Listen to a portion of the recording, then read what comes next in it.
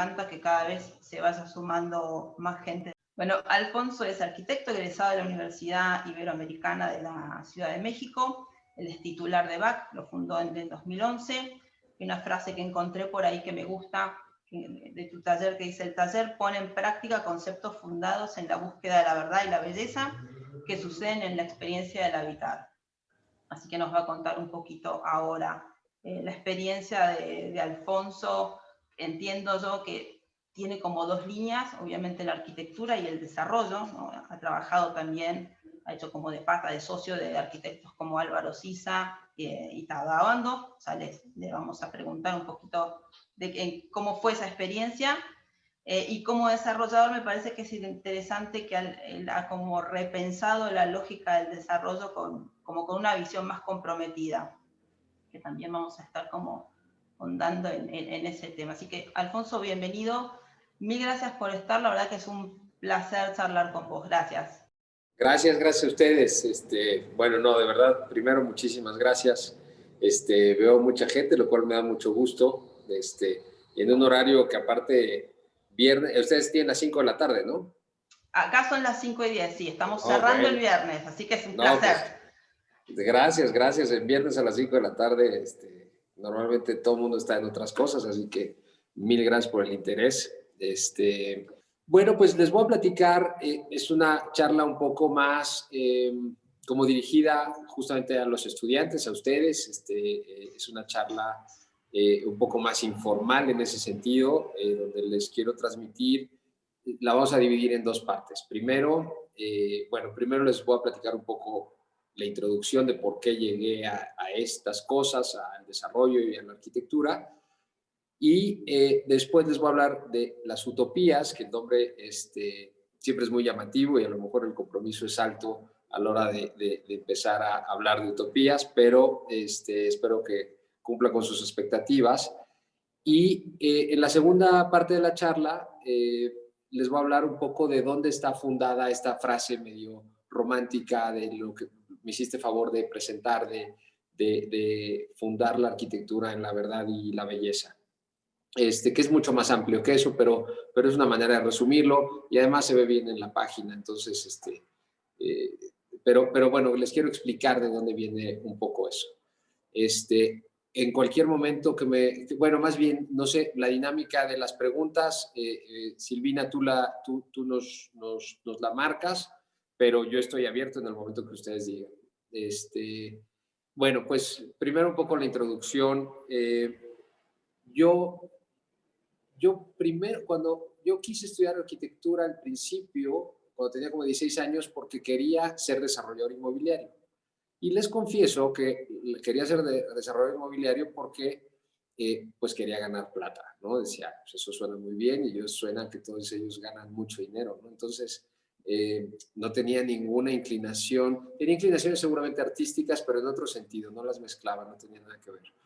Y bueno, después entré a la universidad, me salí de la universidad y me metí a otra escuela con la cual no estuve muy contento, y después me metí a otra universidad y estudié un semestre de administración de empresas y salí corriendo, ¿no? Me di cuenta de que el tema de los negocios y tal me gustaba, pero no era tan importante. Y después, entonces, ya decidí regresar a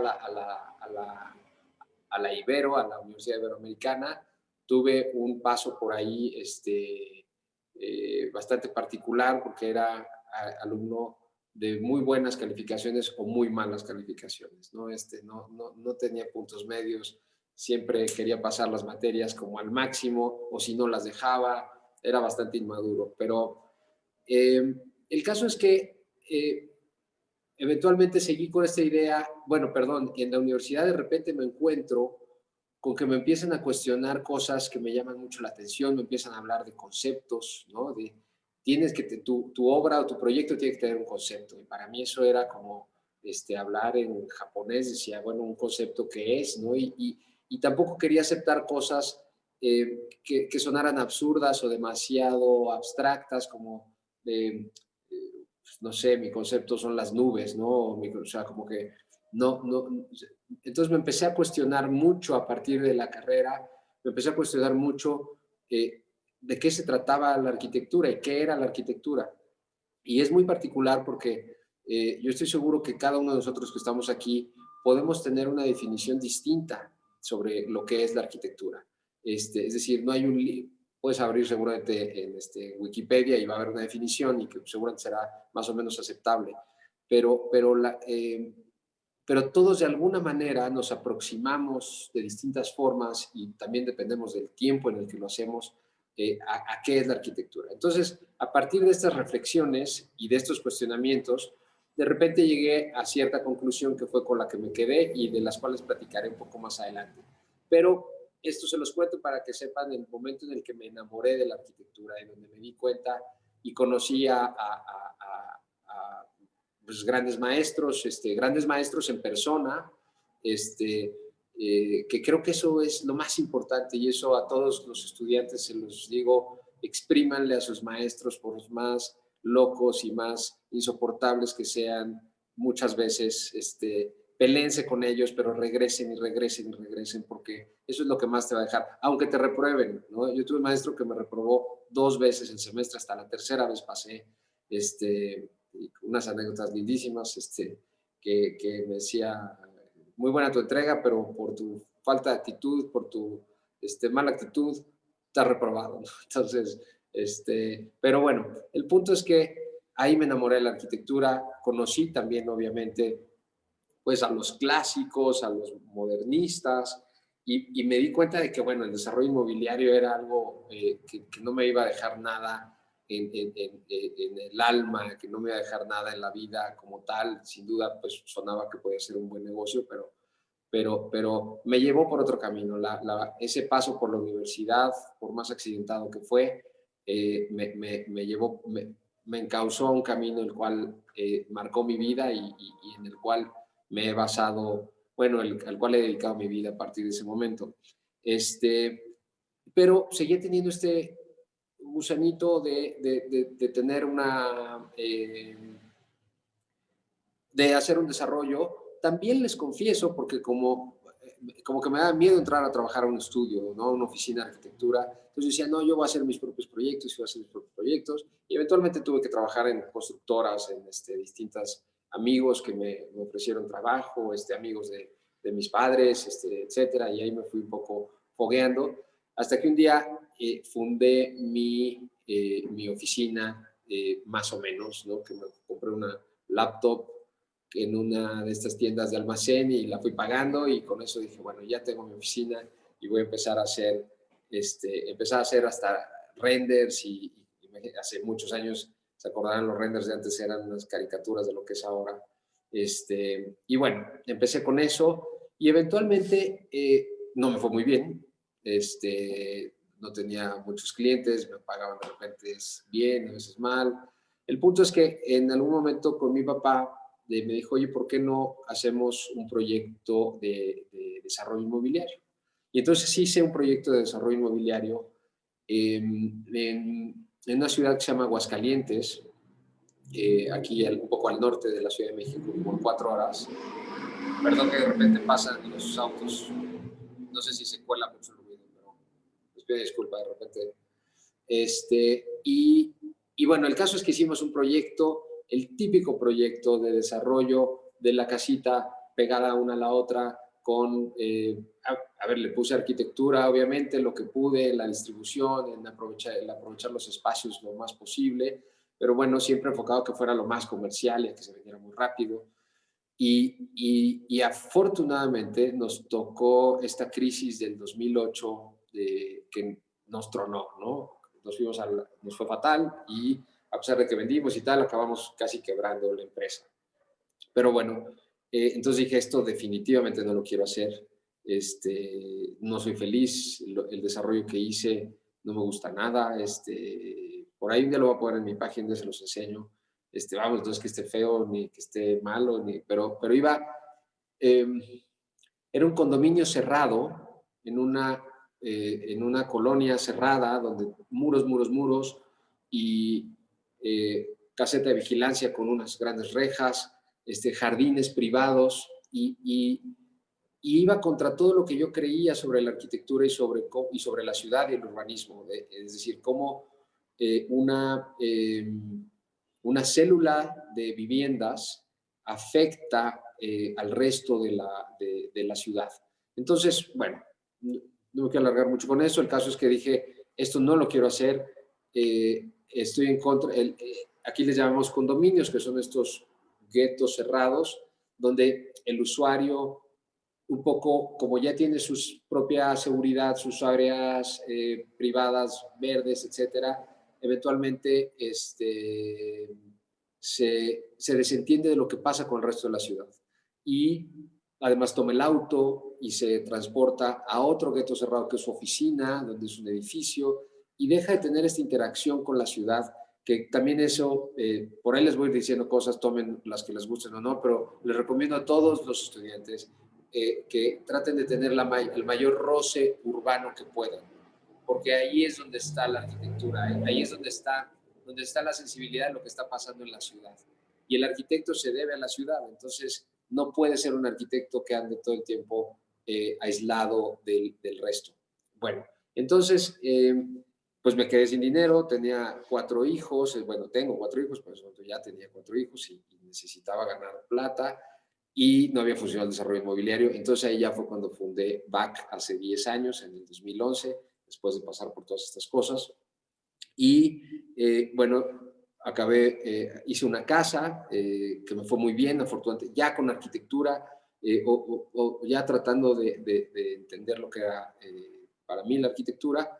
Y después me invitan, esa casa le fue muy bien, tuvo un reconocimiento ahí de una mención de honor en la Bienal de México, lo cual para mí fue sorpresivo porque era como mi primer proyecto en solitario, ya sin este tema de trabajar para otros y tal. Un buen amigo, Eduardo Cadaval, que se lo recomiendo mucho que lo analicen. Él está en España, pero hace mucha arquitectura. Él es mexicano y hace mucha arquitectura en México, y una arquitectura fantástica. Él la vio y me dijo, oye, métela a concursar, métela a concursar. Y bueno, el caso es que a raíz de eso, y por la relación de un primo de mi esposa y tal, me invitan a participar como arquitecto local con Tadawando, lo cual para mí fue como impresionante, ¿no? Pero bueno, al rato les contaré un poco de esa etapa y habrá preguntas sobre esta etapa de Álvaro Sisa y de Tadawando y Kengo Kuma. Pero después de eso dije, bueno, ahora sí quiero volver a hacer desarrollo inmobiliario y lo quiero hacer, pero lo quiero hacer en lo que creo. Bueno, una anécdota que marcó mucho, que es muy tonta, pero que marcó mucho, alguna vez fui a uno de estos, me invitaron del banco como desarrollador inmobiliario, ya sabes, de traje y corbata, y a una conferencia sobre vivienda, desarrollo de vivienda en México, y el conferencista dijo una cosa que se me quedó muy grabada. Dijo, las ciudades hoy las definen los desarrolladores inmobiliarios. Y dije, wow, sí es cierto. Es decir, y si uno lo reflexiona, siempre hay potencias económicas, motores económicos que van a definir las ciudades. Las iglesias, las religiones, los gobiernos, obviamente, a través de su músculo económico, va definiendo el cómo se conforma una ciudad. Pero el papel del desarrollo inmobiliario en esta época neoliberal en la que vivimos, cada vez es más preponderante, ¿no? De hecho, es el gran protagonista del desarrollo inmobiliario en las ciudades, en cómo se conforma una ciudad. Entonces, ahí fue cuando reconcilié y dije, claro, yo sí quiero hacer desarrollo inmobiliario, pero lo quiero hacer desde esa responsabilidad y desde esa perspectiva, de hacer unas mejores ciudades, de hacer estas células, de estos conceptos que después, bueno, yo en ese tiempo los conocía, pero después vinieron muy acorde de esta acupuntura urbana, donde pones ciertos elementos en algunos barrios y empiezas a mejorar el tejido urbano y la vida de la ciudad. Entonces, bueno, ahí dije, vamos a hacer ahora desarrollos inmobiliarios, pero bajo esta responsabilidad y bajo esta perspectiva. Aquí inicio un poco ya con la presentación. Perdón por que lo estuve viendo mi cara tanto tiempo antes de las imágenes, pero quería platicarles. Aquí concluye un poco la introducción e inicio la parte de las utopías. Que insisto, el nombre es muy, muy llamativo, pero ahorita van a ver por qué y de dónde viene. Esto, aparte, algunos estarían familiarizados con este director argentino que se llama Fernando Birri, y que en una universidad justamente les preguntaron que para qué servía soñar. Y Fernando Birri le contesta, palabras más, palabras menos, le contesta esta frase donde habla de la utopía, ¿no? Que la utopía está en el horizonte y si yo camino 2 pasos, ella se aleja 2 pasos y el horizonte se corre 10 pasos más allá. Entonces, ¿para qué sirve la utopía? Para eso sirve, para caminar. Entonces, eso se me quedó muy grabado porque siempre estamos tratando de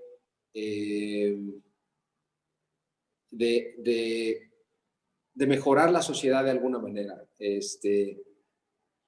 Estamos siempre como buscando de alguna forma. Ahí me están viendo, ¿verdad? Creo que sí regresé. Entonces, me recuerda mucho cuando iba de niño a misa y de repente los sacerdotes se quejaban de lo que estaba pasando en la sociedad y de que el pasado era mejor, ¿no? Y sin embargo, la realidad es que el futuro de alguna manera siempre es mejor porque planteamos un nuevo paradigma, una nueva problemática y pensamos que vamos a hacer ahora las cosas bien y por lo tanto el futuro va a ser mejor. Y así hemos ido avanzando como sociedad y creo que la arquitectura no es decepción, ¿no? La arquitectura te invita, la arquitectura es soñar, al final de cuentas. La arquitectura surge de un sueño, surge de una idea en la que estás pensando que vas a transformar algo para el bien de los demás, para el bien de la sociedad, para el bien del individuo, para hasta una cárcel pretende ser algo que mejore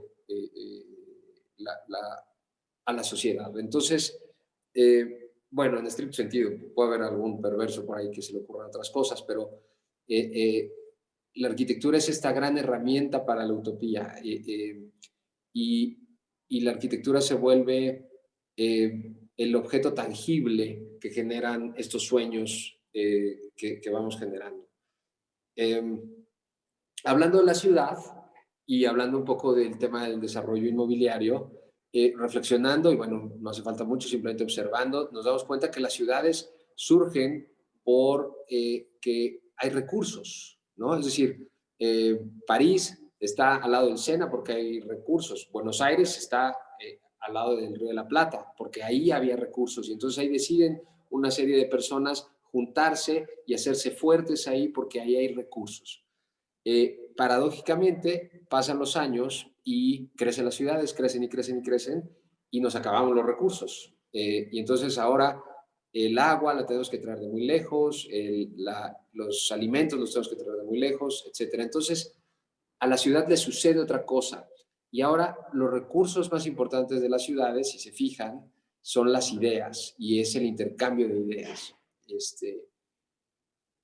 Bueno, y perdón, históricamente las premisas fueron también obviamente el resguardo, ahí dice resguardo, pero resguardo, perdón, donde también nos hacemos fuertes al estar juntos, al reunirnos y ponemos estas murallas que nos permitan defendernos porque alguien nos quiere venir a quitar los recursos, ¿no? Es decir, justamente viene todo el tema otra vez, tiene que ver con los recursos. Y después viene el tema de la eficiencia.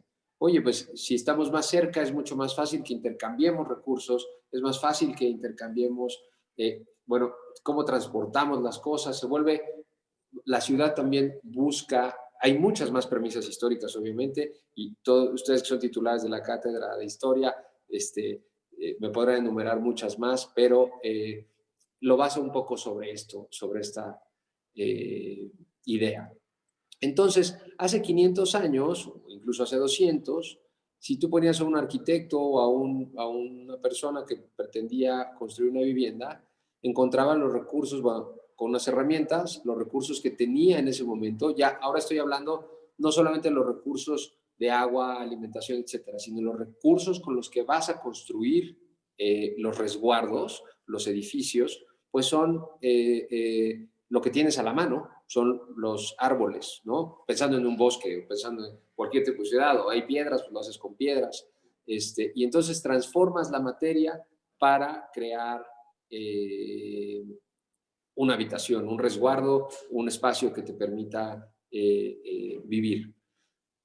Esto, obviamente, perdón por la simplificación tan grande, pero es simplemente para exponer esta idea.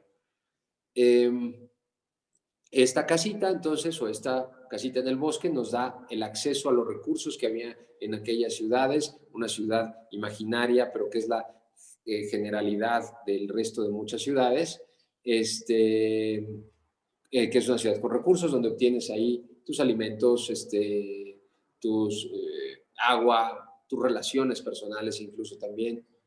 Pero bueno, y ahora lo que les hablaba hace un momento, ¿qué pasa cuando los recursos se trasladan, no?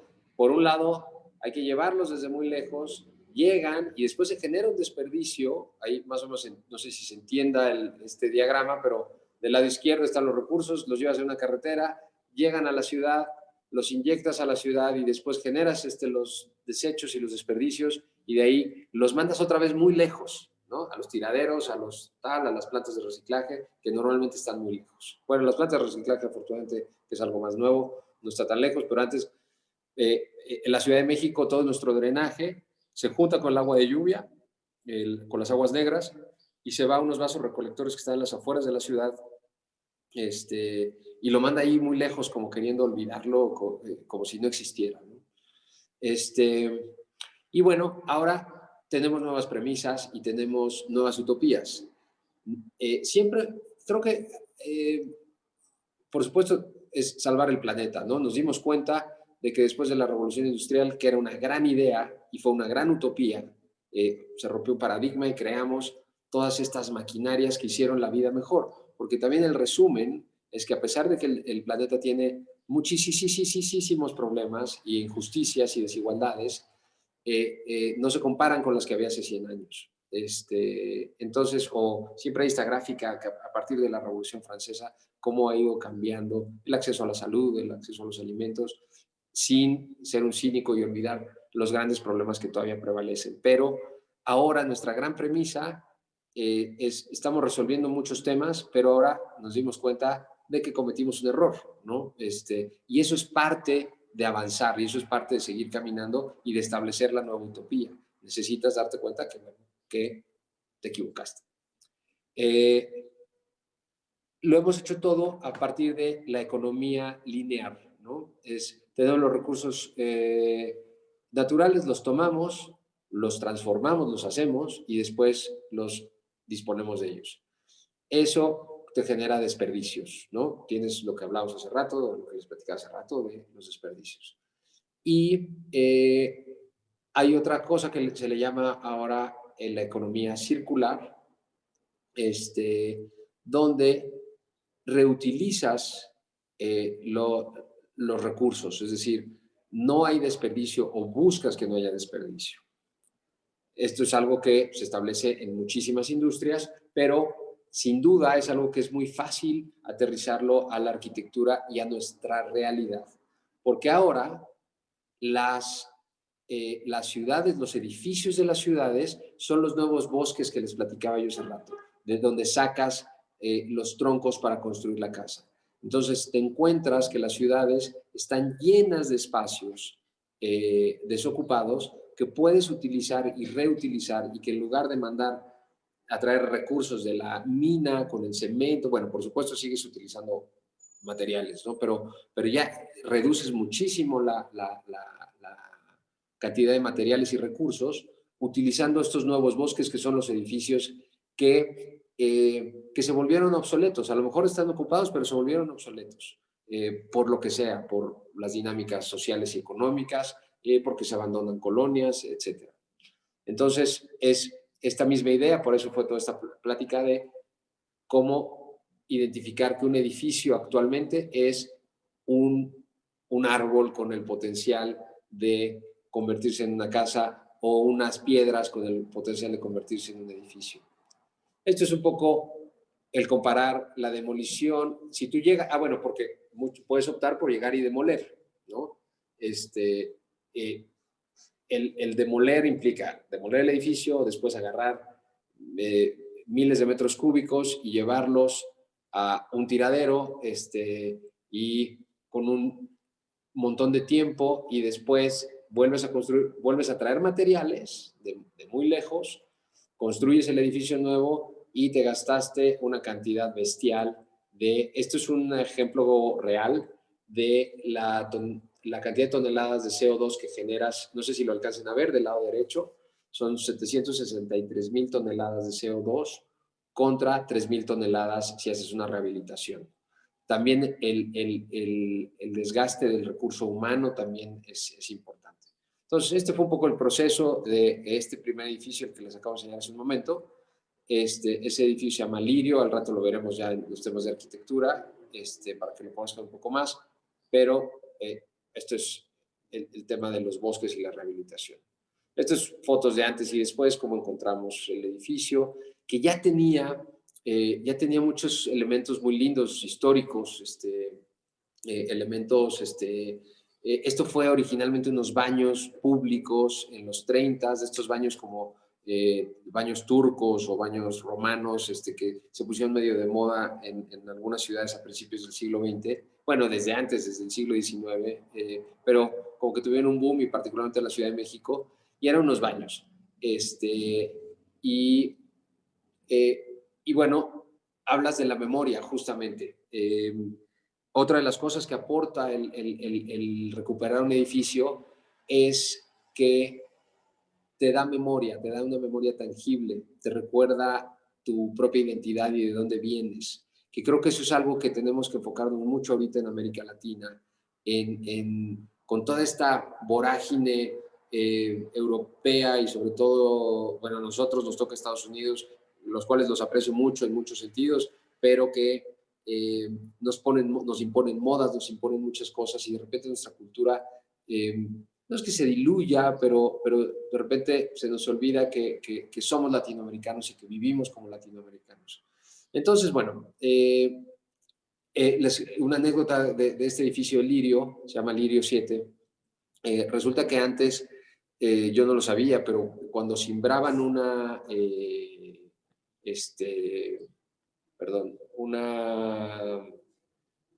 losa,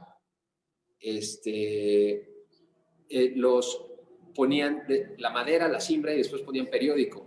Y entonces encima del periódico colaban, y cuando estábamos ahí descubriendo todo el edificio nos dimos cuenta de que ya saben que el concreto imprime todo lo que se queda ahí, o sea, como que lo graba. Entonces, cuando quitamos unos plafones que tenían ahí, nos encontramos con las noticias grabadas en la losa de los 30, sí, de 1928, una cosa así. Entonces fue muy bonito porque esa era la memoria, realmente traía impresa la memoria del edificio ahí, del tiempo en el que se hizo. Este fue otro proyecto, que este es un proyecto que siempre nos encontramos con ya intervenciones posteriores, ¿no? Y que le tratan de poner algo que esté de moda. Sin duda nosotros aquí puede ser que hayamos caído en eso, no necesariamente en la moda, pero sí en una forma de entenderlo en el edificio con el resultado del lado derecho. Era porque ya no teníamos elementos que recuperar de esa fachada, estaba totalmente derruida. Entonces dijimos, bueno, simplemente tratamos de meterle más luz, y de hacer algo muy sencillo, que simplemente tuviera cemento pulido, para que lo que estuviera dentro, que es esto, fuera un poco más, se celebrara un poco más. Entonces aquí siempre me ha gustado mucho la cultura japonesa, pero y sobre todo después de que me tocó ir a Japón y estas cosas, me encontré con este edificio que por dentro tenía un mosaico veneciano, que así le llamamos aquí, y en lugar de quitarlo todo, preferí, en la cultura japonesa hay una filosofía que le llaman kintsugi, que lo que hacen es que cuando se rompe una cerámica, la pegan de vuelta y le ponen oro en las grietas, ¿no? La pintan con oro en cada una de las grietas que tuvo para celebrar la historia y la experiencia que tiene esto, ¿no? Que tiene es decir, el hecho de que se haya roto la hace más valiosa. Entonces aquí lo que hice fue que todos estos mosaicos venecianos que ya se habían caído muchos, en lugar de quitarlos, les pedí, hicimos ahí una pasta dorada con pinturas y tal, un invento que nos hicimos, y entonces cada uno de los mosaiquitos que se había caído lo restauramos con esta pasta dorada para, evidentemente no es oro, pero para celebrar la historia del edificio y como permitirle que siguiera vivo, ¿no? Esto ya fue un poco las intervenciones de arriba. Seguimos ahí, ¿verdad? Voy a hacer unas pausillas para que me digan si seguimos y si Acá no. está, sí, sí, sí, Ok, sí, acá ok. está. Ok, bueno, entonces eso fue el kintsugi, que tiene mucho que ver con wabi sabi y estas cosas que después platicaremos. Pero también, ¿Querés que te preguntemos después? Porque es lo primero que me surge es eso. Vi tantas palabras en japonés, digamos, relacionadas sí, con tu arquitectura y el tema del kintsugi, de celebrar la imperfección y el hecho de haber trabajado con Tadao. ¿Vos fuiste a Japón y sí, ahí como que lo japonés te empezó a influenciar o cómo llegan estos conceptos japoneses a vos?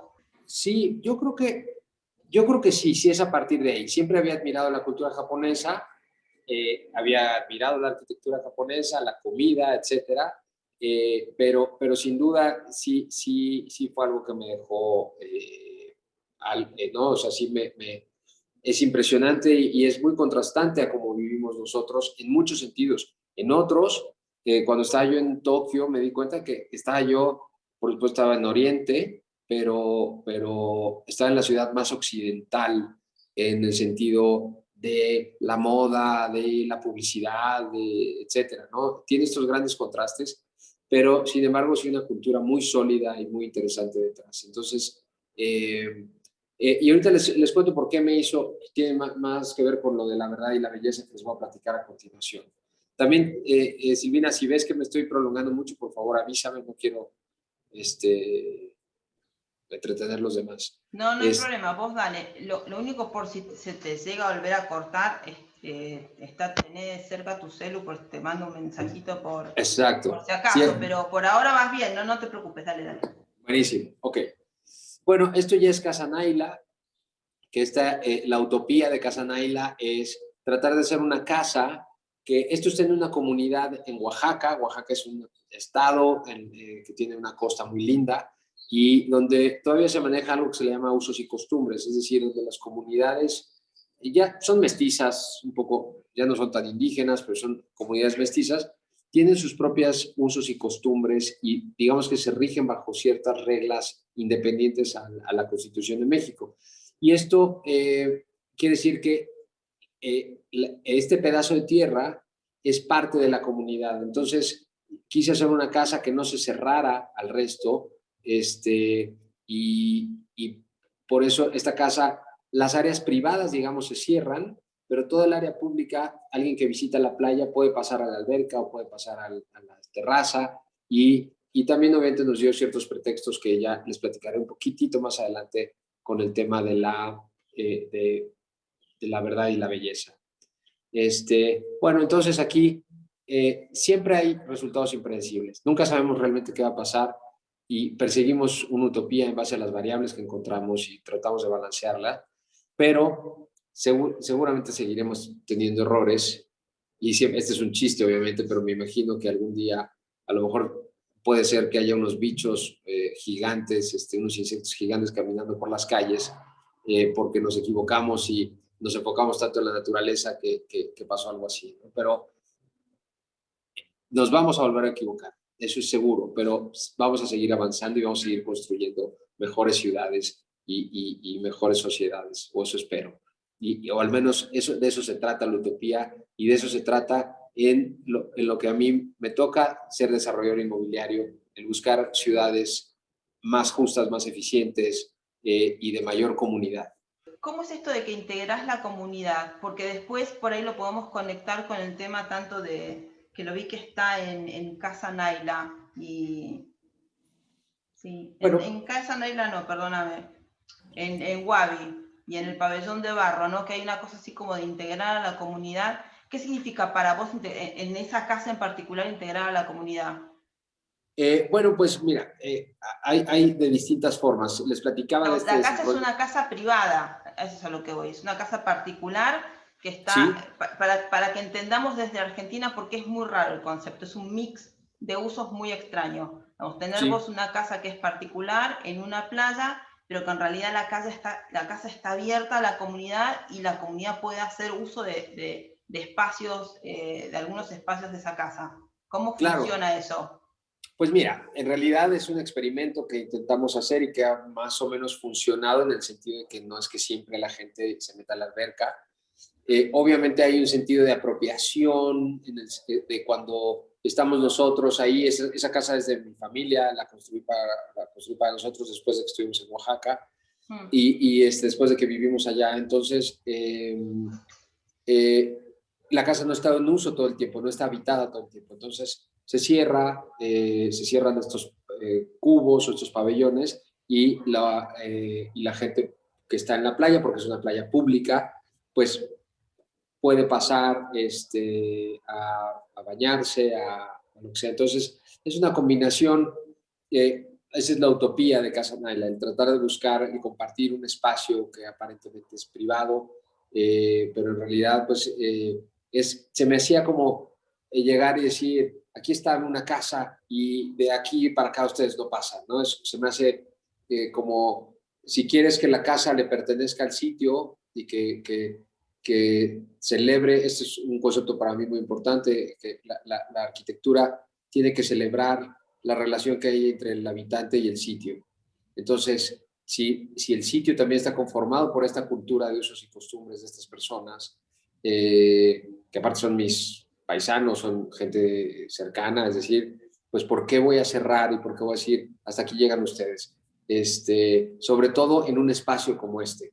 Además que se prestaba, obviamente, para vistas y ventilaciones, entonces como que todo hizo ahí, todo machó, todo empató en ese concepto. En el tema de comunidades también, y en la parte de las utopías del desarrollo inmobiliario, eh, tiene que ver, por ejemplo, este proyecto que les mostraba de Doctor Atl, que tiene un huerto urbano. Trato de siempre poner la lavandería común, es decir, que no haya lavanderías dentro del edificio, de los departamentos, perdón, porque lo que buscamos es generar la mayor cantidad de puntos de encuentros entre los vecinos. Y el tratar de no generar, también, bueno, la mayoría de los edificios, como ya están construidos, no se abren tanto hacia la calle, pero realmente lo que buscamos es que la gente tenga una vida peatonal y que tenga una vida en comunidad, dentro del edificio y hacia afuera. Entonces el huerto urbano es un pretexto de convivencia, ¿no? Vas y convives porque alguien cosecha las cosas que están arriba. Obviamente también tiene estos temas de esta utopía de los recursos, de no tener que, ojalá que todo el mundo del edificio pudiera vivir nada más de lo del huerto, pero no es posible, pero al menos siembra esta semilla en la mente y que creo que lo más importante es el cambio de mentalidad y el cambio cultural. Cultural, como sí, sí, tal Exacto, cual. Ahí te está tal cual. preguntando, bienvenido Darío. Darío pregunta, ¿con qué dificultades te has encontrado en el momento de intervenir en estas preexistencias y cómo no caer o evitar que los propietarios quieran demoler la casa en vez de aprovecharla o reutilizarla? ¿Cómo es el modelo de negocio que vos armas cuando haces un desarrollo? Vemos? Porque por ahí tenés inversores que compran el edificio, ¿cómo se articula eso? Para evitar Mira, justamente esto. exacto, el chiste es no pedirle su opinión. El chiste es hacerlo tú.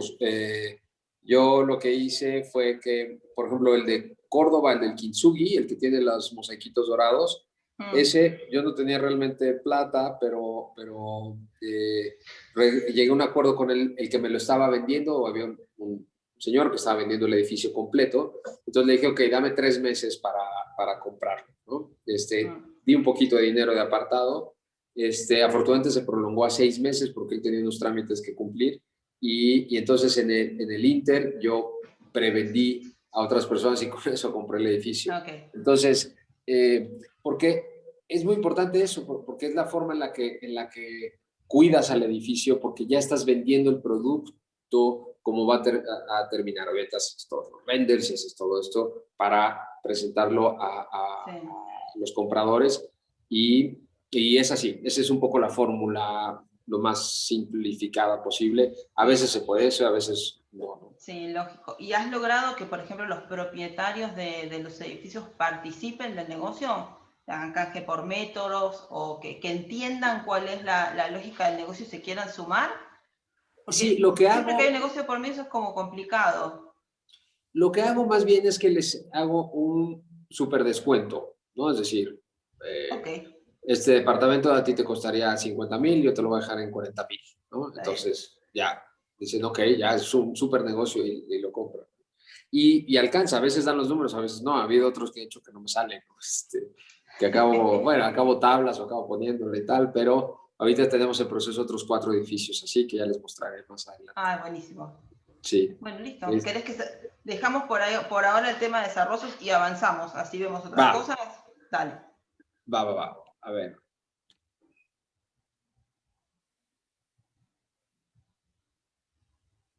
Ay, Juan, me quedó una pregunta de Juan que la acabas de poner. Adelante.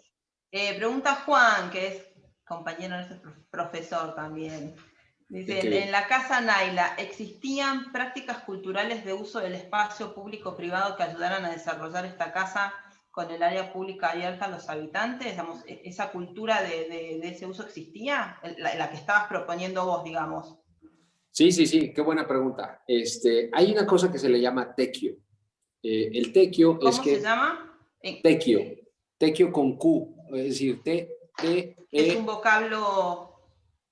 prehispánico, me parece que sí es. Sí, claro que lo es. Tequio. Algunos creo que incluso lo escriben con K, pero es Mirá. con Q, tequio. Y de lo que se trata es un trueque de servicios y de participación en la comunidad. Es decir, a mí me pasaba mucho cuando estábamos construyendo Wabi, que había trabajadores que me decían, oiga, arquitecto, no va a poder venir el sábado porque tengo tequio. Y yo la verdad como que no entendía. ¿Cómo que no vas a poder venir a trabajar? Pues o el viernes no vas a poder venir. Y era porque me decían, no, o sea, si quiere córrame, pero no puedo venir porque tengo que hacer tequio. Y el tequio puede ser que vas y tienes que pintar una banqueta o hacer una banqueta, o eres el tequio de seguridad. Y entonces ahí es donde tiene un poco que ver con Casa Naila.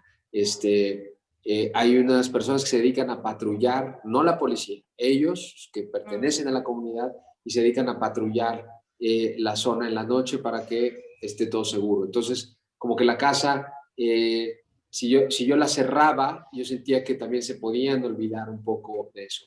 No es un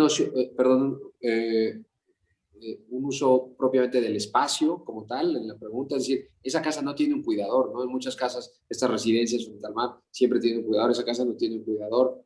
A ver, hay un chico por ahí, ¿no? Pero es parte del tequio, es parte del que está ahí en la zona. Entonces, y el uso del espacio estuvo más influenciado tal vez, o bueno, estuvo influenciado por muchas cosas, pero también un poco por la sombra y el viento y las vistas, ¿no?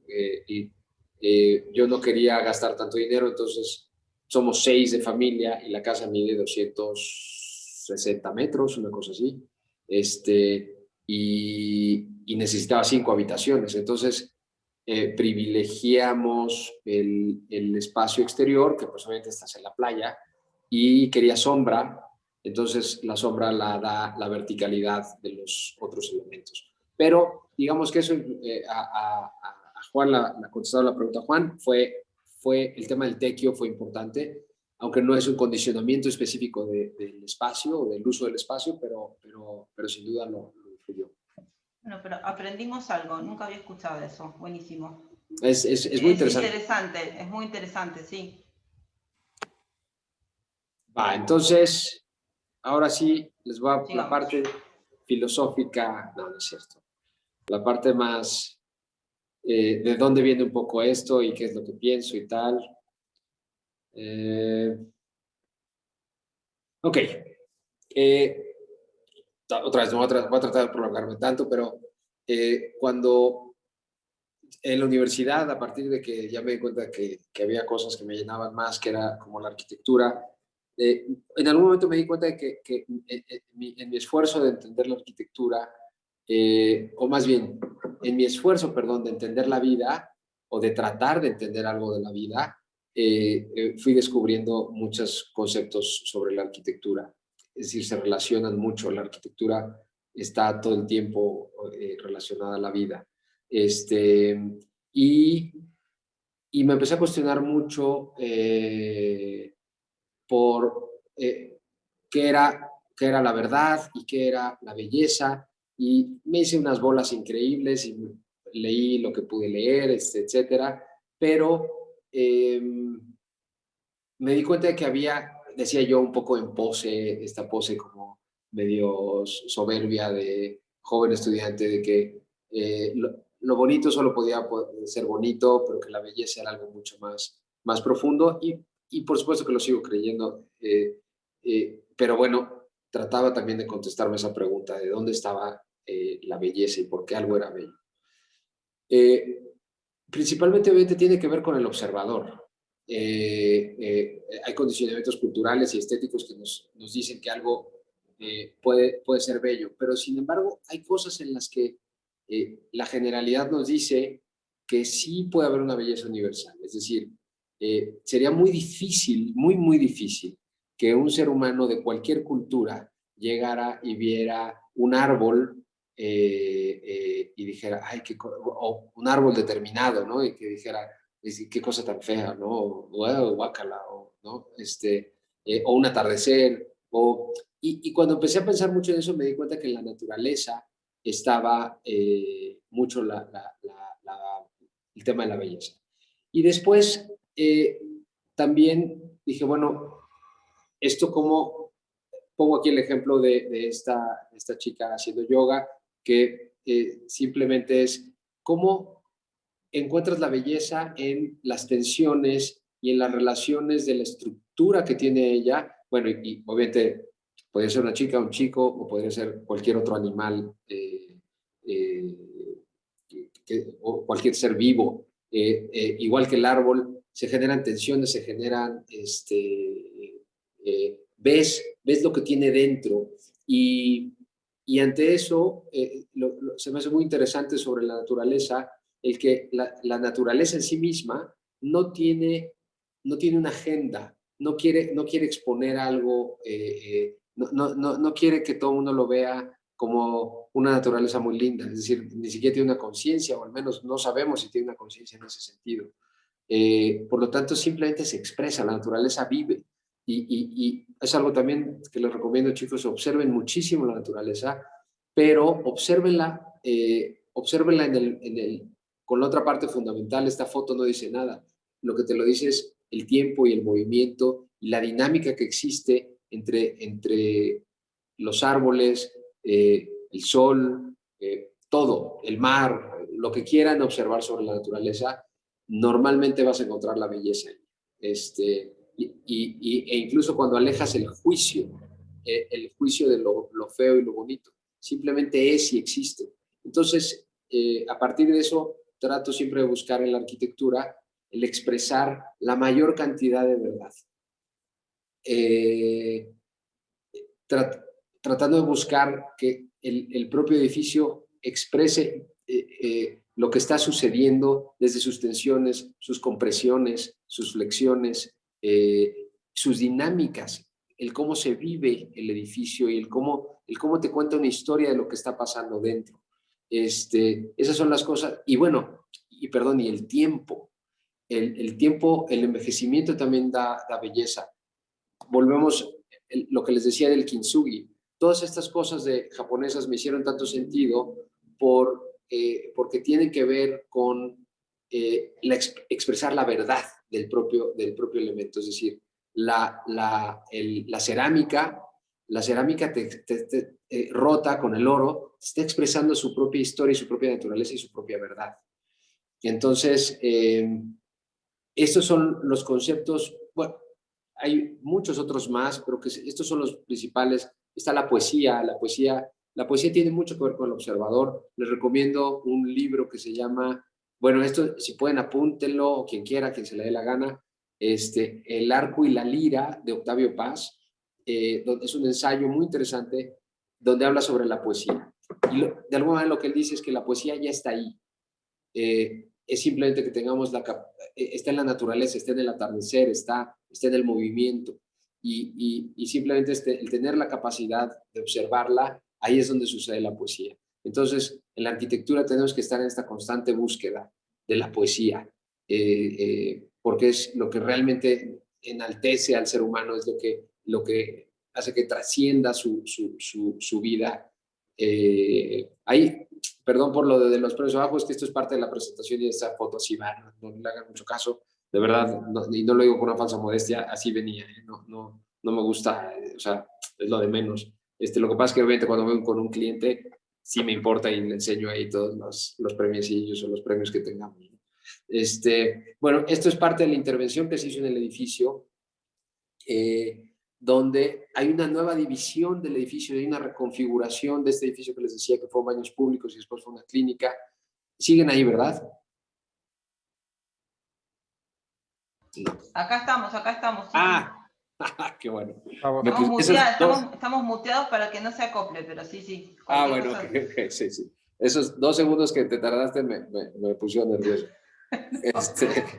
Bueno, perdón, entonces, y también lo que busca, estos espejos que ven ahí, que se me ocurrió ponerle, fue un poco, porque aquí del lado derecho hay un departamento, del lado izquierdo hay otro y enfrente hay otro. Entonces, dan a un patio muy lindo, pero traté de buscar como estas casas de espejos de las ferias, estas ambulantes, donde entras y no estás viendo francamente lo que está enfrente. Era un poco para generar estas profundidades distintas y que le generaran algo de privacidad a los departamentos, ¿no? Ahí se ve un poco más cómo engaña esa escalera que se ve ahí del lado derecho, como con un foquito arriba. Esa escalera en realidad está detrás del que tomó la fotografía, ¿no? Entonces es un engaño ahí, que trata de expresar, bueno, ahí se contradice con la verdad, ¿no? Pero es en el otro sentido. Aquí recuperamos un poco lo que ya existía en el edificio, los pisos, esos pisos ya estaban, esa losa tan linda, no es como la que les decía el periódico, está en la planta baja. Bueno, perdón, en la fachada, estas cosas que se ven un poco como de Álvaro Siza, estos marcos, es porque habían hecho, a la hora que le intervinieron las ventanas, las bajaron, bloquearon taparon las ventanas hasta la mitad y las abrieron hacia los lados para hacer ventanas horizontales que no tenían nada que ver con las ventanas originales que eran estas. Y entonces a la hora de restaurar, pues se me ocurrió hacerle estos marcos para que guardaran, para que el parche de atrás tampoco se viera tan feo, ¿no? Entonces, este es otra vez el del Kintsugi, que ya se los platiqué un poco más. Y que bueno, que las roturas forman parte de la historia del objeto y lo hacen único y definen su identidad. Ay, perdón, me brinqué. Bueno, Casa del Río, este fue el primer proyecto. Ahí regresó, estos son los planos, en el caso. Casa del Río, este fue el primer proyecto, el que les decía que hice después de desarrollo inmobiliario y con el que ganamos el premio que nos permitió ver el tema de Tadabando. Es una casa en medio del bosque que trataba de buscar cierta verticalidad, la verticalidad de los árboles, repetirla en esta estructura, otra vez tratar de que se vieran las tensiones, la transparencia, también el sitio era hermoso, entonces tratar de buscar toda la transparencia y la casa está en un desnivel, entonces la parte de abajo es un basamento de concreto que desde la calle te permite ver y desde ciertas zonas te permite ver todo el bosque, pero sobre todo lo más importante, lo que busqué fue que pasa por atrás un río que no lo ves porque está muy abajo, pero está pegado, aunque está muy abajo no lo ves. Entonces toda la casa se abre hacia atrás, hacia el río, para poder escucharlo, para poder estarlo escuchando constantemente. Esta es la parte de atrás, la foto del lado izquierdo abajo es la parte de atrás. Entonces, por todos lados se abren ventanas hacia eso para escuchar y poder escuchar el río. Casa Cal, esta fue una intervención en una estructura que ya preexistente, pero bueno, eran solamente columnas y traves y algunas losas. Y es una casa que estaba en un segundo frente de mar, es decir, en una segunda línea, perdón, de mar. Entonces, pareció muy lógico el invertir el programa para poner la parte de arriba, en la parte de arriba las áreas públicas y en la parte de abajo las áreas privadas, y de esa manera conservar buenas temperaturas en la parte de abajo. Esto es un poco, otra vez tratando de expresar, las palapas son una expresión estructural bellísima, ¿no? Usamos muchas de esas. Alfonso, sobre todo la estructura preexistente que decís, ¿cuál era? ¿La palapa? No, la palapa la hiciste vos. La palapa le decía yo, estas columnas que ven del lado izquierdo como de concreto, abajo,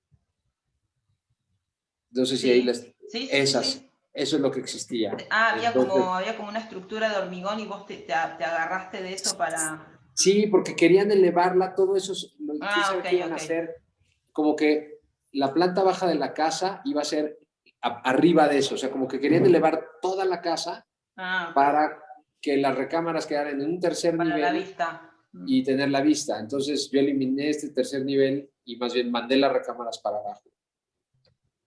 Y la alberca es este cubo de acá, este cubo con la escalera ahí, pues entonces es un gran cubo en medio que como que se estacionó ahí en medio de la casa. Ahí el concreto no me quedó tan bonito, pero bueno. ¿Qué más?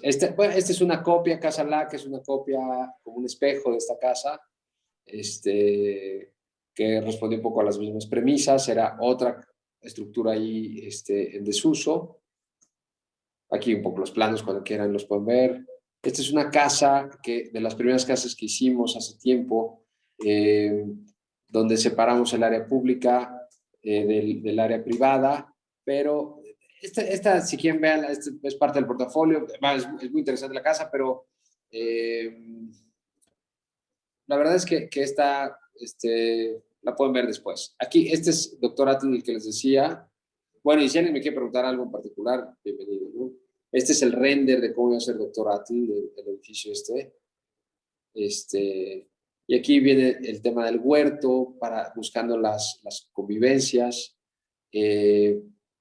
También un poco, como era una fábrica textil, lo que hicimos, tenía estas plantas libres donde no había muros, entonces se me ocurrió que podíamos hacer una división en base a los módulos, es decir, un módulo era entre dos ejes de columnas, un módulo y medio era, obviamente lo que dice, más la mitad entre la diferencia entre el siguiente eje, o dos módulos que era entre dos, digamos, sí, entre dos ejes a mayor distancia con un eje de columnas en medio.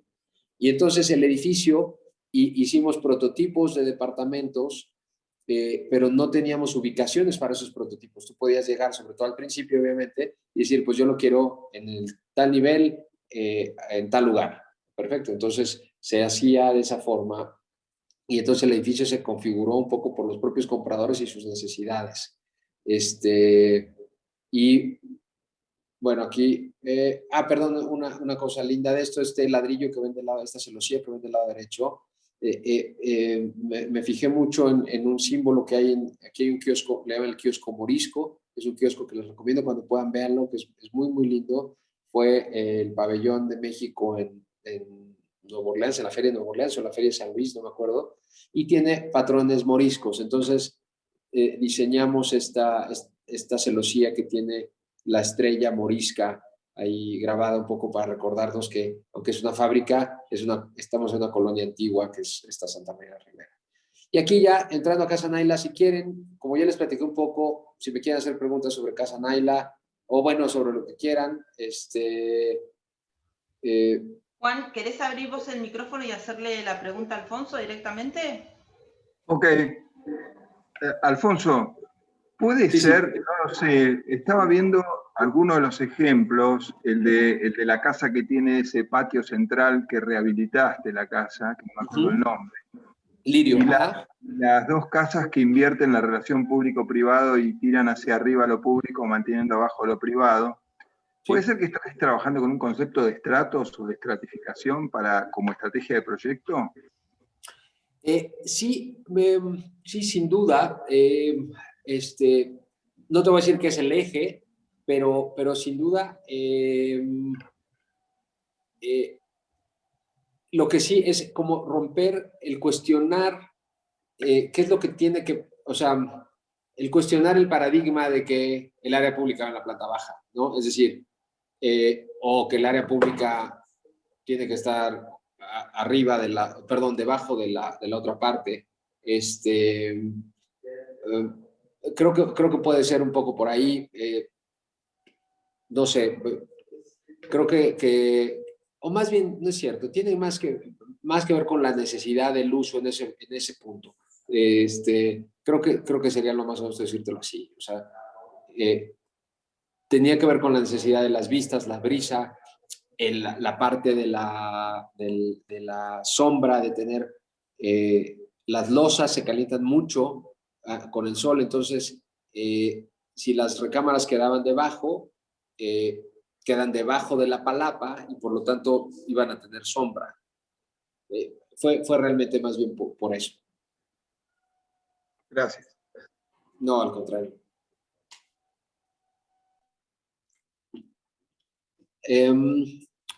Bueno, les cuento un poquito de Casa Cal.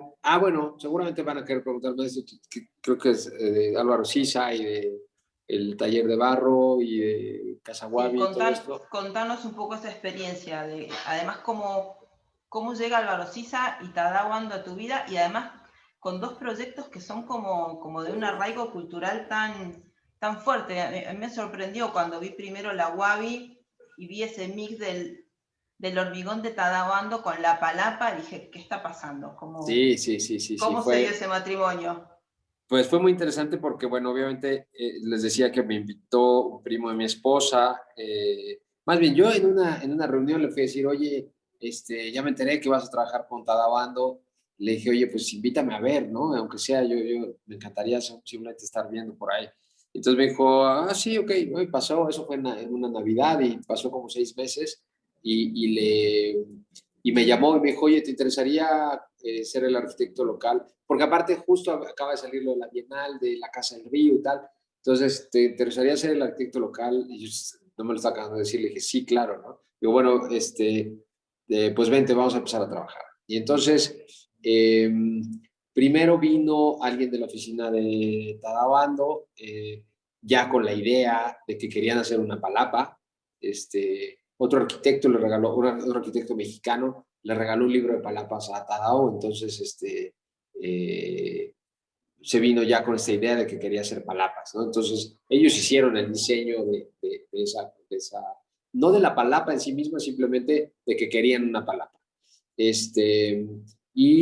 después, esto es una fundación, les cuento muy rápido, es una fundación que se llama Casa Guavi, que de lo que se trata es de invitar artistas de todo el mundo, de México, de todo el mundo, a que tengan una interacción cultural y social con las comunidades locales de la costa de Oaxaca. Entonces, y esto es con el ímpetu de despertar nuevas imaginaciones y nuevas ideas, sobre todo en los niños, pero obviamente también en los adultos, y pues los artistas hacen talleres de pintura, hacen talleres de poesía, de música, etcétera, y tienen periodos de estancias entre 3 semanas y 3 meses.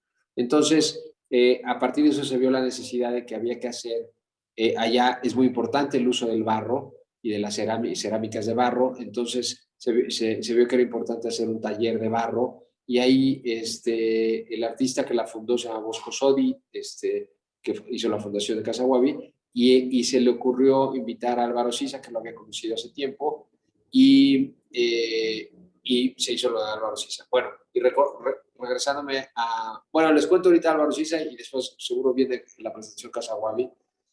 Con Álvaro Siza me fui a verlo a su oficina, estuve trabajando con él 2 o 3 días, es el arquitecto más interesante y amable que conocí en mi vida, es un ser humano, bueno, la oportunidad que tuve yo de conocerlo, es un ser humano extraordinario, atento, generoso, hablamos de todo, me platicaba chismes de los Starchitects, me platicaba anécdotas, fue una charla, pues 2 días muy intensos en su oficina, fuma todo el tiempo está fume y fume y fume, y creo que es de los momentos más bonitos de mi carrera, esa convivencia con él. ¿Qué le aprendí? Pues seguramente le aprendí de todo y no le aprendí nada, ¿no? Es decir, en 2 días se te pegan muchas cosas, pero fueron charlas pues sobre arquitectura y sobre, por ejemplo, yo quería llenar este muro circular que ven aquí. Son 2 palapas, en una palapa están los baños y en la otra palapa están el taller como tal, la mesa, ahorita la van a ver. Y este sentido de contención quería el contener el espacio sin negar el paisaje. Y ahorita estamos haciendo un proyecto de un hotel que sin duda tiene una influencia de esto, ya lo verán, espero más adelante, que tiene algo de esto. Sí, le aprendí a este apropiamiento del paisaje, de cómo decir, vamos a marcar una media frontera que nos permita tener un paisaje dentro de un límite y un paisaje, entre comillas, privado. Todo está diseñado, eso se lo aprendí mucho, las llaves, todo está diseñado. Eso es algo que hicimos aquí en Dr. Atl.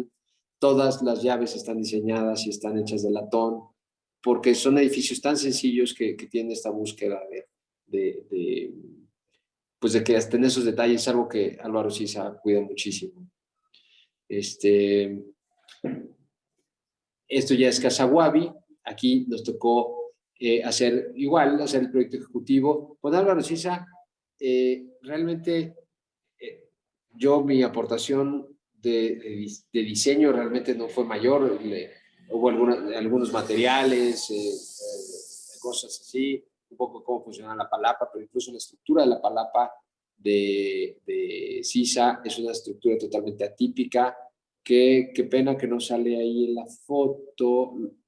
Cuando quieran, creo que en la página ahí está. Y si no, cuando quieran te mando una, Silvina, para que se las enseñes a los chicos, porque esa estructura está diseñada por él y es una estructura más bien como medieval, como estos caseríos españoles, muy interesante, una estructura muy linda, no tan ligera como Casa Wabi. Y en Casa Wabi, la estructura de la palapa sí la diseñamos nosotros, junto con el palapero, que obviamente el palapero es un artesano de la zona que pues, nos decía que sí se podía y que no. Nosotros nos tocó hacer toda la parte, hicimos la construcción porque está tan lejos y está tan retirada. Yo nunca realmente había construido más que Casa del Río y pues me animé a hacer el edificio, a construirlo. Fue una experiencia dificilísima, pero muy interesante. Y con él, sí, todo el tema de las carpinterías, la palapa, aquí sí hubo un poco más de intervención de diseño nuestra en las cosas locales. Por supuesto, toda la distribución, conceptualización, etcétera, es de ellos, ¿no? Nosotros fue esos detalles. Ahí se ve la palapa, la estructura. Parte de la iluminación también la hicimos nosotros, obviamente autorizada por ellos. Y es una palapa hecha con el método tradicional y posiblemente es de las más grandes, o la más grande de México, yo creo. Es impresionante. Ojalá, es más, si alguno de ustedes viene, búsquenos en la oficina y con mucho gusto los referenciamos para que puedan ir y la conozcan porque es muy linda. Este es el pabellón de Kengo Kuma, que es un gallinero hecho bajo una estructura de yakisugi, que es esta madera quemada, para poderla hacer impermeable.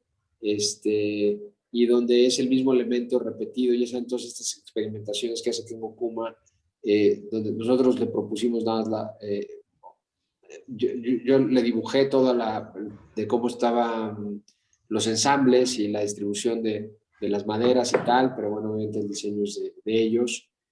Muy interesante, Kengo Kuma, antes de esto quería hacer un domo hecho de adobe, de barro, pero de barro crudo, y en alguna junta se me ocurrió decirle que por qué no lo quemábamos para que fuera permeable, porque se nos había derruido, y le pareció genial la idea, pero casi provocamos un incendio forestal gigante, porque y no funcionó, se nos cayó todo. Entonces, después de eso, él llegó con esta nueva idea de hacer este sistema de un solo elemento usado como muros y losa, ¿no? Y es un espacio muy lindo también, que sin duda celebra el sitio y celebra al usuario, ¿no? Un poco lo que les decía, creo que eso lo cumple. Y bueno, aquí termina la presentación. Donde quieran que me regrese o donde quieran preguntas, creo que sí nos tardamos, o nos hemos tardado, pero yo aquí estoy, lo que ustedes quieran. Tranquilo, ¿querés dejar de compartir y así te vemos y cerramos ¿Sí? con vos?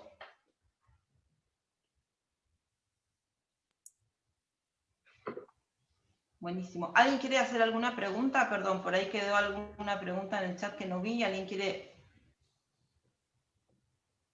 Bruce dice, suele mencionar a Álvaro Siza y Tadabando, entre otros. Aparte de ellos, ¿tiene otros referentes relacionados a la arquitectura o alguna otra disciplina?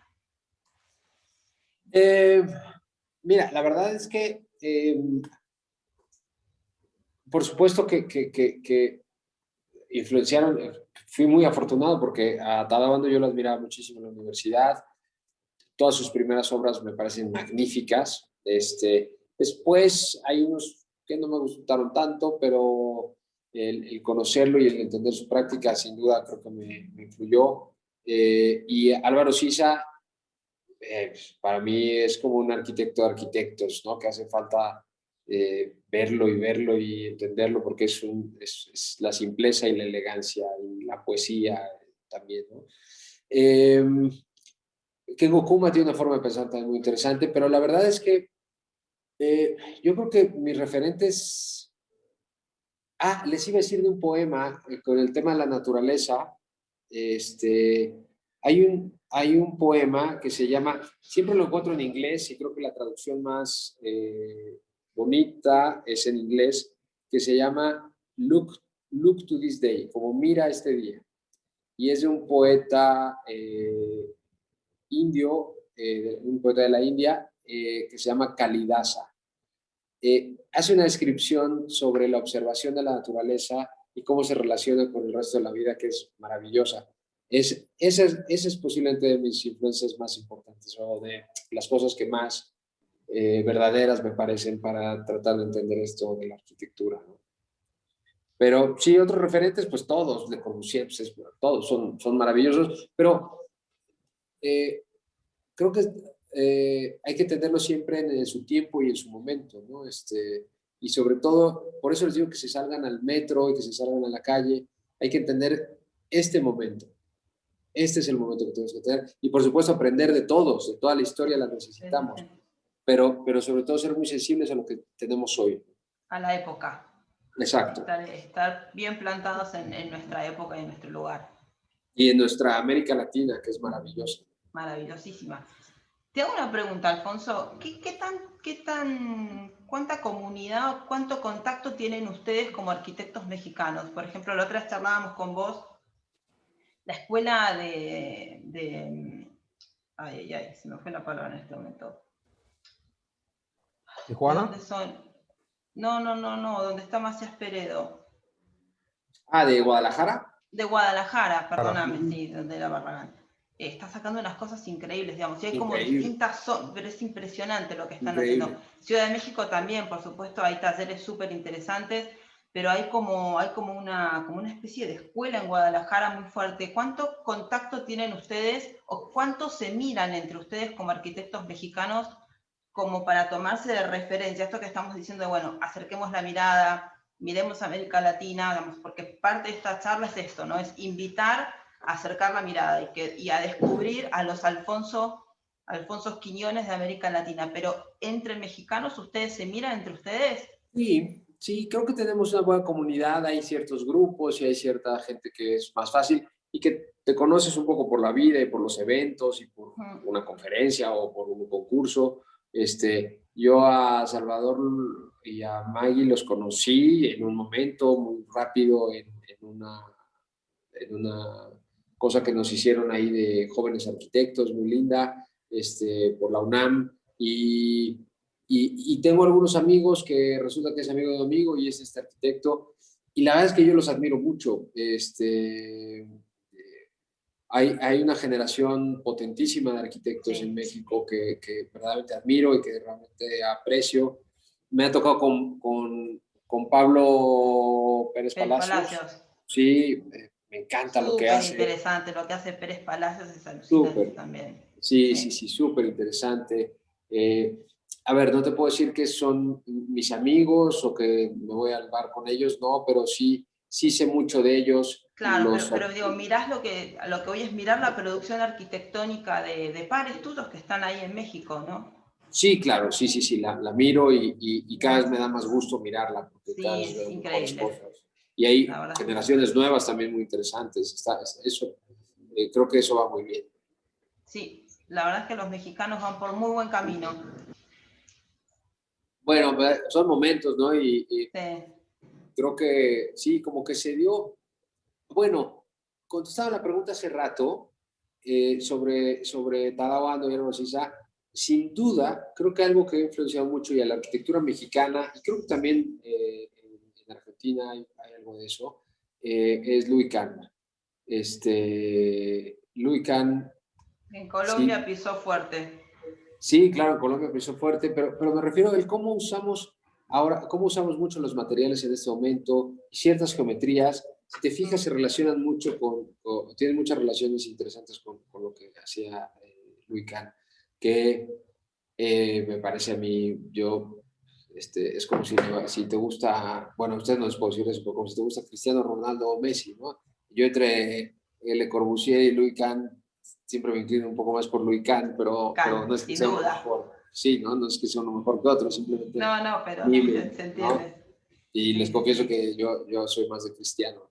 No es cierto. De Ronaldo. Me van a matar, me van a colgar todos ahorita. No te preocupes. Bueno, chicos, ¿alguien quiere...? A ver, yo también, dice Nico. Muy bien, Nico. ¿Alguien quiere hacer algún comentario, cerrar? Si no, estamos abusando ya sí, 1 hora y media lo tenemos hablando, Alfonso, pero es un placer escucharte. Igualmente. Sos súper ameno para hablar, es un placer charlar con vos. Es más fácil, fíjense que es más fácil así. Cuando me ha tocado en persona, me pongo un poquito más nervioso y ahorita la verdad es que como... No, es buen formato me gustó. Es muy interesante, yo creo que hay que sacarle provecho. Una de las cosas que me parecen, dentro de toda la tragedia y lo negativo que pasó el año pasado, es que este formato, ¿no? Digamos, todos los arquitectos se pusieron como muy accesibles.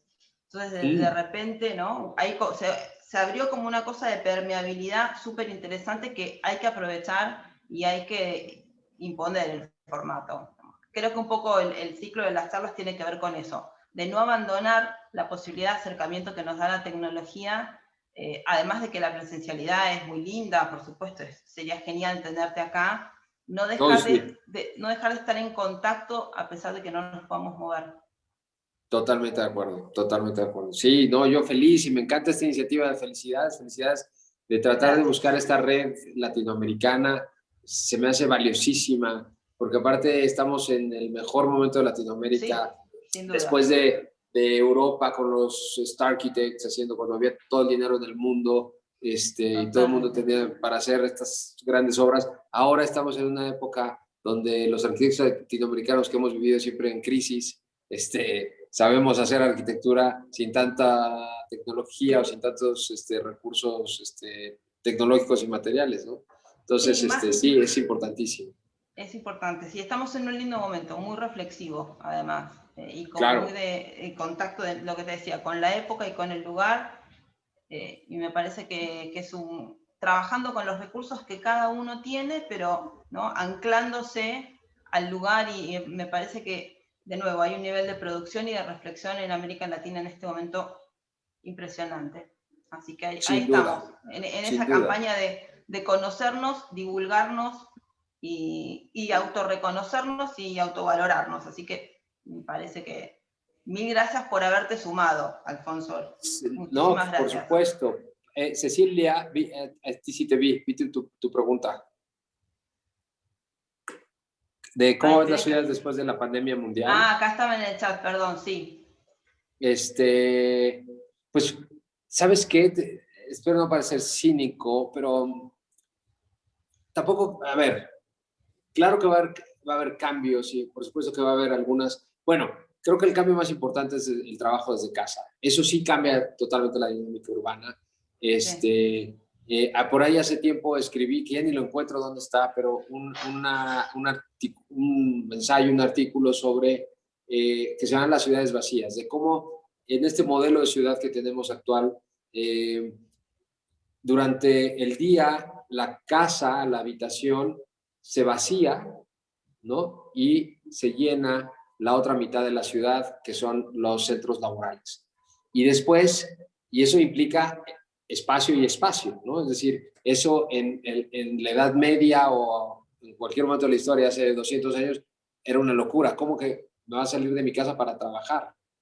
Y después en la noche tienes ciudades vacías. Todas en las zonas de oficinas y centros laborales son ciudades verdaderamente vacías. Entonces, ocupamos el doble de espacio, lo cual está bien, es decir, simplemente es un cuestionamiento a partir de que nos tenemos que mover de un lado a otro. Entonces, dejamos vacío y usamos el doble de ciudad que pudiera ser que necesitáramos. Obviamente, otra vez, es una simplificación un poco absurda, pero lo que sí creo es que sí va a haber una reconfiguración en los centros laborales.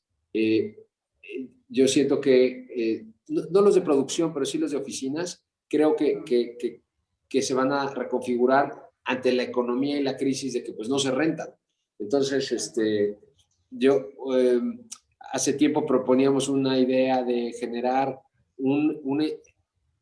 hacer una ciudad o un pequeño conjunto de edificios donde una empresa, en lugar de ofrecerte trabajo nada más y que tú buscaras tu vivienda, que una empresa, de ahora que estos grandes corporativos, te ofreciera tu vivienda. O sea, que lo que te ofreciera fuera una vivienda y desde donde vas a trabajar y donde generes comunidad y tal. No me encanta en la parte como corporativista, pero sí en la parte de la eficiencia del uso del espacio, ¿no? Entonces, yo creo que en eso va a cambiar. En las otras cosas, digo, tenemos que usar más el tapabocas y ser más respetuosos, más conscientes del otro, ¿no? Pero creo que eso. Seguramente habrá quien te pueda dar una respuesta un poco más,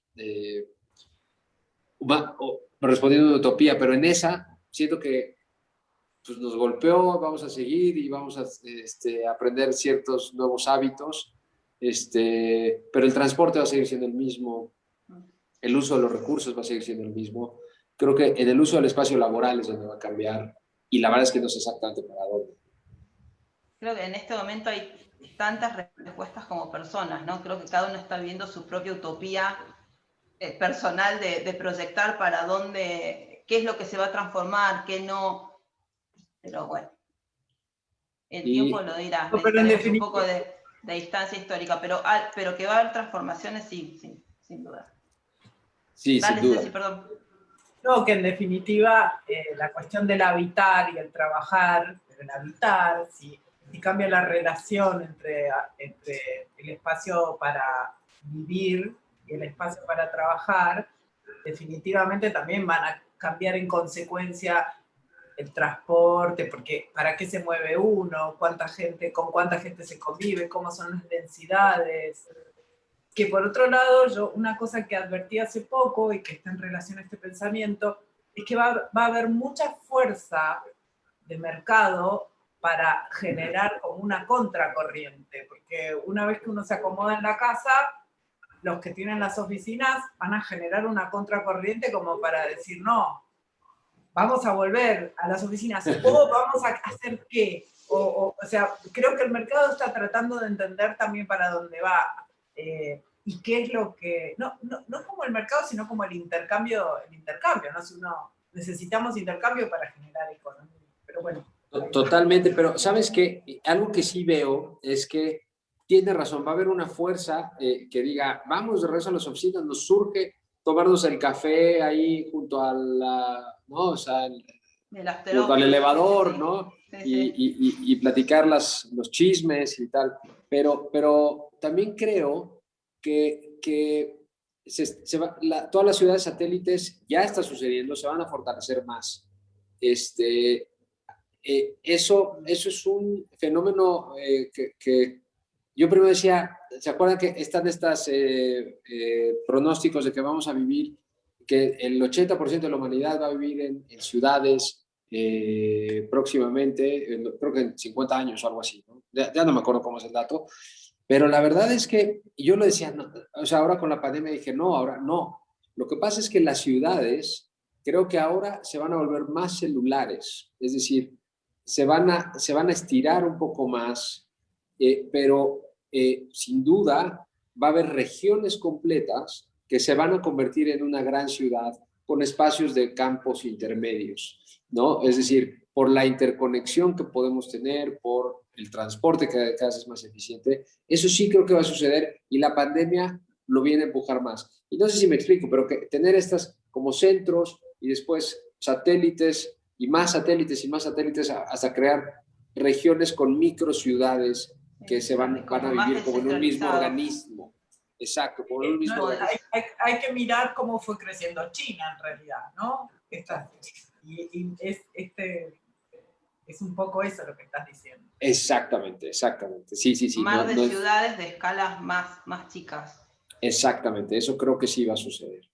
Eso sí va a ser un cambio además, importante. Hiperconectadas, claro. Donde vos te tomás el tren de alta velocidad y entonces puedes trabajar a 150 kilómetros de tu casa, porque China es una cosa impresionante lo que está haciendo. Hiperconectadas, exactamente. Yo creo que eso sí va a cambiar, pero era una tendencia que ya iba y la pandemia la está empujando un poco más. Alfonso, pregunta Darío, ¿dónde ubica el artículo de Ciudades Vacías que escribiste? Y se los mando. Se publicó en la universidad hace no sé cuánto. Se los mando y pues próximamente lo voy a subir a la página porque pues, por ahí está perdido. Dale. Sí, ahí sería buenísimo porque ahí lo encontramos todos. Si lo subís a la página de abajo. Se lo subo. Buenísimo. Se lo subo. Bueno, genial. Bueno, creo que te vamos a liberar. Porque ya, no, chicos, yo feliz. Muchas gracias. No, por favor, muy linda manera de terminar un viernes. La verdad fue un placer. Gracias a todos los que asistieron. Nos vemos dentro de un mes. La próxima charla nos vamos a encontrar. Alfonso, estás invitadísimo. Vamos a recibir a Felipe Asadi. Así que abriste el ciclo. Bien. Un placer y una alegría que hayas abierto el ciclo. Mil gracias. No, pues yo feliz. Muchas gracias. Es más, te voy a decir una cosa. Voy a hacer una cosa que me enseñó un amigo, que voy a escoger a uno al azar para que me haga una pregunta, la que sea, cortita, pero es para que, o sea, es más. Dale, elegí a alguien. A ver. Uno que tenga nombre de que no pone atención. No es cierto. A ver, al azar, Belén Lanzagorta. Quiero verles las caras, es que no he visto a nadie en las caras, lo cual solo los que tienen su foto. Sí, porque viste que no es complicado. La desventaja de online es que al terminar, si estuvieras acá, nos vamos a tomar un trago. Exacto, exactamente. Claro. Eso es una desventaja. Es una gran desventaja. Y la segunda desventaja es esta, de no poder verse las caras, porque la verdad es que no es la cara, la casa, el padre que está atrás. Pero bueno, esas son las desventajas. ¿Sí? Esas son las desventajas. No tuviéramos conocido tan rápido. Sí, exacto. Ya habrá oportunidad, ojalá que ya habrá oportunidad. Lo bueno es que Hola, Juliana. Ahí prendió la cámara Juliana. Lo bueno es que ya... Mira, pregunta para Juliana. Ahí está, por haber sido valiente y prendido la cámara. Exacto. No, en realidad pregunta no, es hermoso escuchar la experiencia desde el comienzo, ¿no? Todo, que a veces no tenemos la oportunidad y es hermoso. Gracias por contarnos tu experiencia y por mostrarnos todas tus obras. Gracias a ti. No, para mí es un verdadero placer. Ya, pues yo también, bueno, si alguien me quiere preguntar algo más, y de verdad, gracias, Juliana, gracias por abrir el micrófono y verte, porque, sí, a ver, tengo 4 hijos y sé cuando están, apagaron la cámara, apagan el micrófono y están de un lado así, exacto. Alfonso, mil gracias. Es la primera charla, ya quedamos en contacto, así que vamos a seguir charlando y construyendo juntos. Un placer. Muchas gracias. Cuídense mucho. Gracias a todos por haber estado. Hasta la próxima, chicos. Gracias a todos. Gracias. Buenas tardes. Buenas tardes, chao. Chao, Alfonso, gracias.